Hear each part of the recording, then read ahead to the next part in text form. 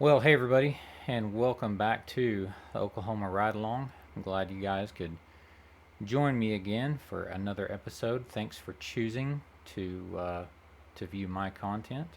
Appreciate you coming by. Well, as you can see, we've got the corn header over there on the TR96, and tomorrow's going to be a big day. We are going to start corn harvest. But I was sitting around here in the Farming Simulator 19 universe, looking up at the sky and the clouds and enjoying the fire. I was thinking to myself, I sure am having fun playing Farming Simulator 19, and I think that even though Farming Simulator 22 is out now, and I've started playing it some and making some videos on it, I plan to keep playing Farming Simulator 19, and I know that a lot of you guys have expressed interest in me continuing to release videos on Farming Simulator 19, and I'd like to do that as well. But if I'm going to do that, I would just like to ask a small favor from you guys, and that is that if you're still enjoying the Farming Simulator 19 content and you would still like me to continue releasing that content, if you view a video, an episode, and you like that episode and video, please consider giving it a thumbs up. If you thumbs up the video, it lets the YouTube algorithm know that you like the video. And if videos start to get likes, then YouTube starts thinking, well, maybe I should show this video to some other folks because they might like it too. And so pretty soon, the videos that I make, whether it be FS19 or FS22 videos, they will start getting in front of more and more people, and that would really help me out a lot. I'm not complaining about it, but it's kind of I don't know. It's kind of tough sometimes when you see other bigger farming simulator channels with so many views, and it just seems like they're unstoppable juggernauts. And I'm happy for those guys. Don't get me wrong. I think it's great. A lot of them put out some really good stuff. But I don't know. I've just been thinking that a lot of those guys have it seems like they've kind of stopped producing content for FS19, and at least that's my perception. That's how it seems. So if you guys would like to continue watching me play FS19 and seeing the kind of things that I do, seeing the kind of videos that I create, if you like the episode, and only if you like the episode, please consider giving it a thumbs up. Guys, I love my subscribers. I love you guys, that you guys comment. I really appreciate that. You don't know how much that I appreciate the comments and things like that, because sometimes these videos take a lot of time, and I put a lot of work and a lot of effort into putting out good stuff for you guys. So anyways, I've said my piece. If you're still watching, I appreciate it. I think it's time to turn in, because we're going to shell some corn tomorrow. Let's get it. Alright guys, it's the next morning. It's brisk 52 degrees. It's a nice fall morning. The leaves on the trees are really starting to turn, and it's really turning out to be a beautiful fall here. Okay, I got the combine warmed up, staged. I got the Halloween machine over there ready for its first load of corn. So the plan of attack here for this field, and this is actually field 33, it's my smallest field, and I planted the corn on my smallest field on purpose because I figure if I'm lucky, the corn is going to yield the most amount of bushels, so I put it on my smallest field. That way my wheat crop and my soybean crop and my corn crop could all sort of be kind of balanced. Alright, so the plan of attack here is I had 3 outside rounds when I planted this corn. I have a 6-row corn planter. So, and I have an 8-row corn head on the combine. So that means I've got 18 rows worth of headland that I gotta pick. So if I do 2 rounds around the outside with the combine, I'll have 2 outside rounds left. Now, rather than pick those 2 rows, what I'll probably do is just work those 2 last rows of headland into the down and back passes. We'll see how that goes. Since I am picking this corn with an 8-row header and I planted it with a 6-row planter, I'll have a guess row in there, and hopefully I did a good enough job driving the tractor when I planted this that it won't be too hard to pick. So let's hop in here and let's get going with this corn. Alright, we're going to start out in the overhead view. We will kick off our separator, and remember we're using the Combine Experience mod, and so we'll start our separator and then we'll pop over here and we'll start our header up, because that's part of the Combine Experience mod. Alright, let's get to picking some of this corn. Now I'm just gonna kind of slowly work my way in here and try not to knock down too much corn. See if we can kind of get between the rows here. Now when I planted this, I started way up in the corner there behind me, and that was probably not the best plan of attack, because let's see, I'm gonna have to slow down some apparently. So that was probably not my best plan of attack as far as planting goes, because I really couldn't get the combine in there to start picking where I started planting. Alright, so we've got 270 bushel corn so far. I'm going to try to back this thing down just a little bit to try to keep the power from fluctuating so much. Still kind of fluctuating a lot. I'll drop it down one more. Well, we may just be picking corn at 1 mile an hour. I don't know. This is pretty good corn, 220 bushel the acre.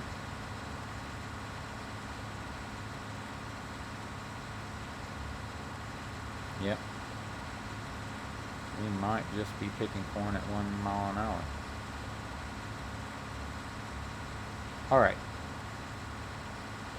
Looks like it's probably not going to take very long to fill this thing up. Let's get on with a little bit of news. So the news I have, first off, the 4490, the Case 4490, and if you don't know what the Case 4490 is, you can go back to some of my previous episodes to find out exactly what it is, but it's a tractor that used to sit right back here in the fence row. As we go by, you're going to see a disc and a cultivator. Well, it used to sit right next to that cultivator. And if you don't know, if you haven't been following, my uncle passed away several months ago, and the farm was kind of in default, and he was kind of in trouble with the bank when he passed away. But I worked things out with the bank so that I could take over the farm, at least part of the farm. I was able to keep part of the farm. Part of the land got sold, and I was able to keep some of the equipment. And that tractor was one of the pieces of equipment that I got to keep. Now, the problem with that tractor is that I found out I knew it couldn't move under its own power. The rumor was that it ran, but I found out a little later on that the clutch was out in it, and so I sent it to the shop. It's been worked on. The clutch has been replaced. There's a new input shaft on the transmission, so that's good to go. So the 4490 will be back tomorrow. That's what they're telling me.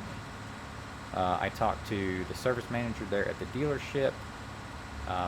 this yesterday evening, and he was saying that it was done. They just had to check over some final things on it, and that yesterday, or that today rather, they should be able to do that and get it loaded up on the truck to bring back out to the farm. So that is pretty exciting.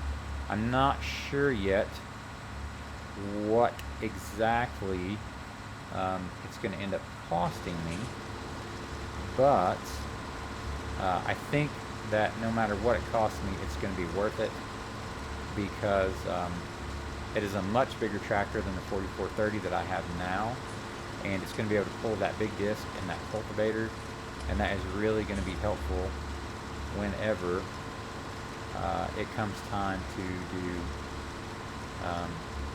plowing and cultivating this year. So I'm looking forward to having that thing back. It's going to be a big... I'm missing a row. Somehow I got off a row. Let's back up. Talking and I got off the road.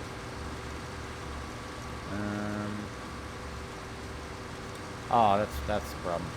Okay. Alright. Try to get this row around the outside.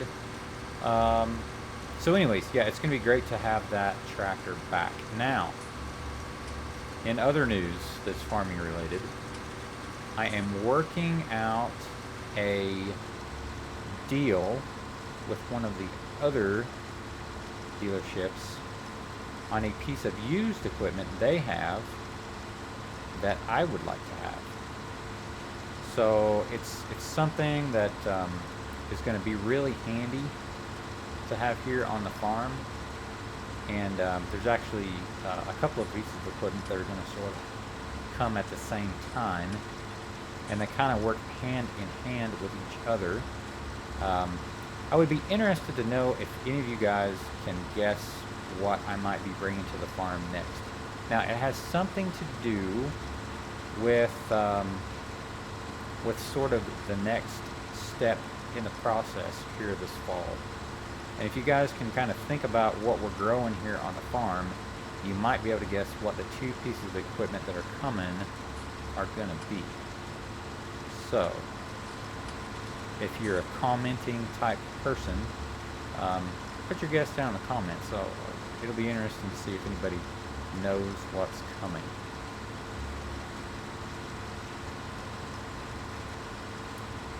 So this, according to my yield map, is not very good corn. This corn, according to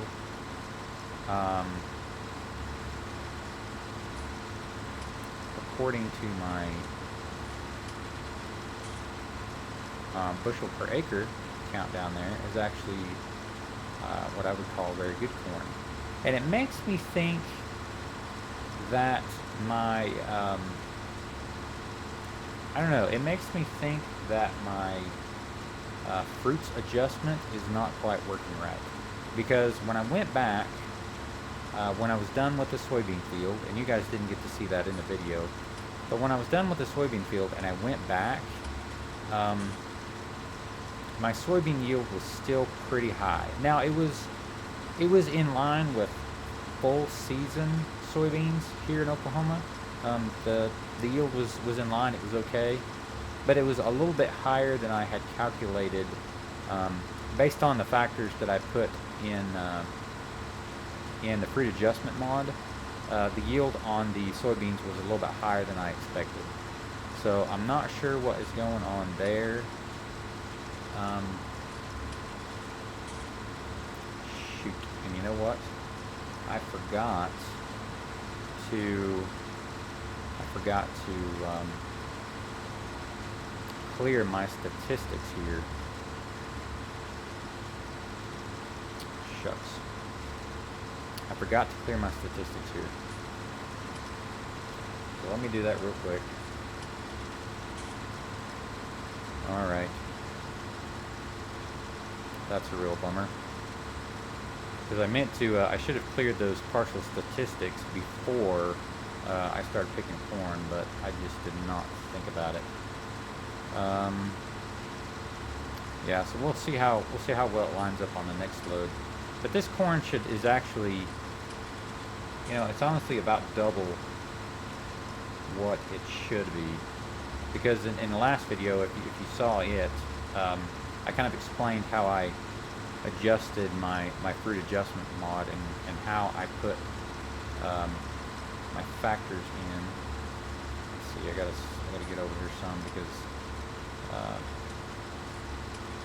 all right. Yeah, so my corn looks like it's about double, and my soybeans look like they are about double what they should be. So I'm not real sure what is going on there. I'm going to have to back my factors down a little bit in my fruit adjustments mod to make this realistic. Because really, by the numbers that I put in the fruit adjustment mod,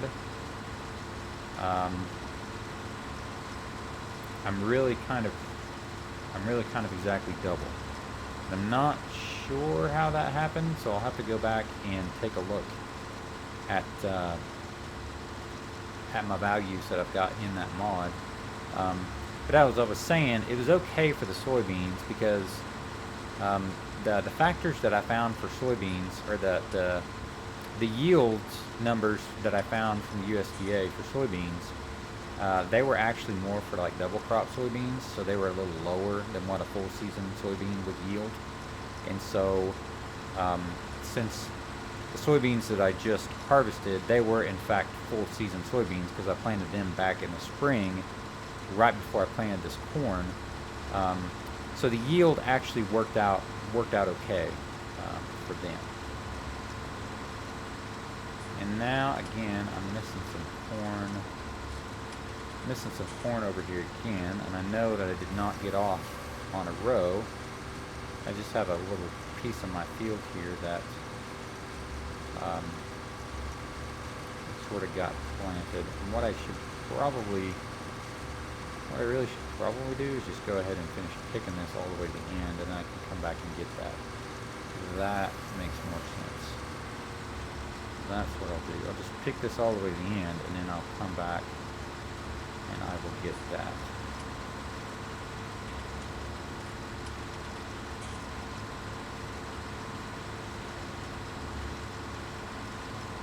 So again, I mean, it's some of you guys that are not, that haven't been watching for very long, you may be thinking to yourself, dude, there's no actual outside rounds.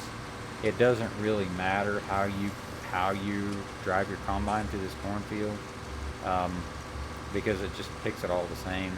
And yeah, you're right. But one of the things that I like to do with Farming Simulator is try to play as realistically as I can. So yeah, I just try to play as realistically as I can and actually drive the combine and drive the equipment and harvest the crops and all that, just like I might in real life. So that is the reason why I'm going to all the extra effort. Now in real life, what I would really want to do in this situation is try to back up and get lined up here a little bit better. So I don't really know how I accomplished that, but it's kind of a shame that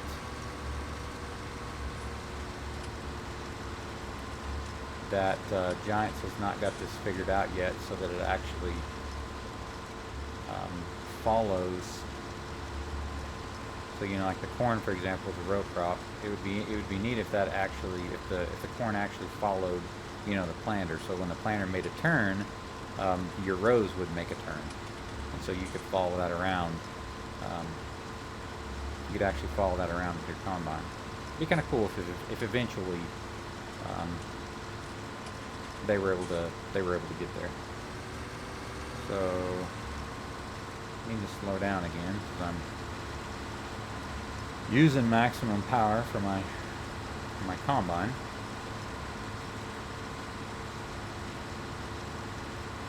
How are we doing on yield? So it's yielding a little bit better down here on this end. If you'll look over there in the bottom left-hand corner, my yield map is showing some green again, but it's really not, it's not bright green like I was seeing over there on the soybeans. And we're full. So that is unfortunate because I kind of wasn't paying attention. And if you guys, like I said earlier, I don't have a grain cart. All I've got is my truck and the combine, so it looks like I am going to be taking this combine all the way back around to the truck. Alright. Let's take out some corn. Let's see, what else? In other news, so I contacted a soil sampling company, and this is what they do. They just go to farmers' fields, they travel around, and they take soil samples and analyze and provide reports on the results. I contacted them because I thought, you know what, maybe it'll make sense to just pay them to do the soil sampling on my fields. But that is not the case at all, because their services are very expensive. So if I do any soil sampling, which probably is still not going to happen, not this year anyways, because I need to do some updating on some equipment and some things like that to try to make things around here more efficient. When I do finally start soil sampling, so I know exactly what kind of ground I'm dealing with, I am probably not going to be using that service because, it's like I said, it's very, very expensive. I'll probably be doing it myself. All right.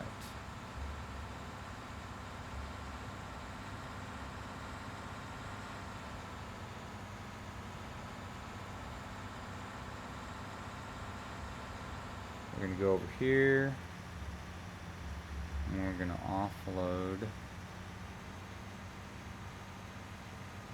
offload this corn.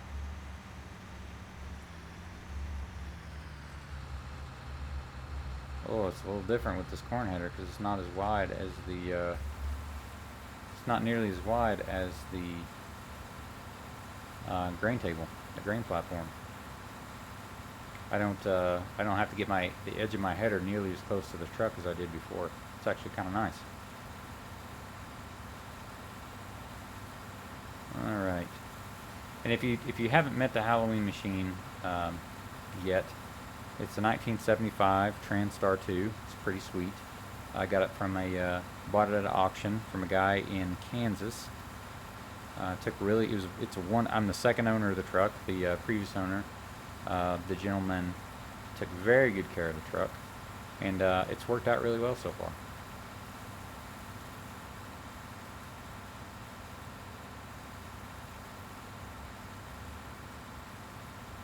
You know what I think I'm going to do next? Instead of taxing all the way back down to the end of the field, I think what I'm going to do, I think this makes more sense. I think what we're going to do is we're going to taxi back down to the other end, and we're going to finish cutting the headland, picking the headland on this end of the field, and then that way we can just shoot straight through the other end, and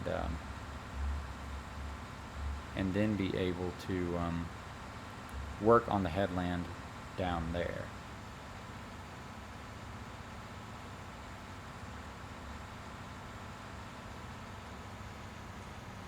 So I think for now, what I'm going to do is I'm going to turn off these advanced statistics, and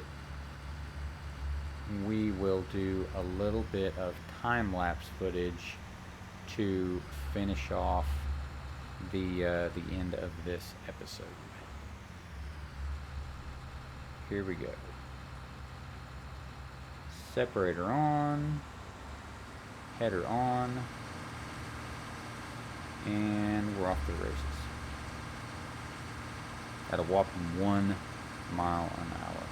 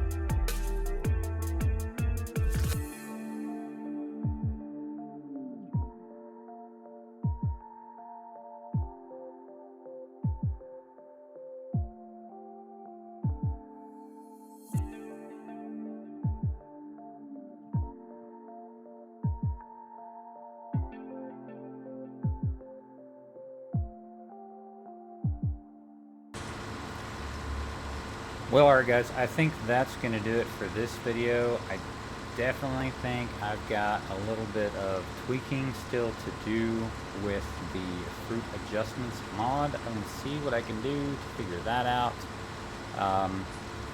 The next video that I release is going to be for FS22. I've got a brand new series starting on FS22, and it's just going to be kind of like a, I'm still calling it a ride-along series, but it's going to be kind of like a let's play, but there is still going to be some story that goes along with it.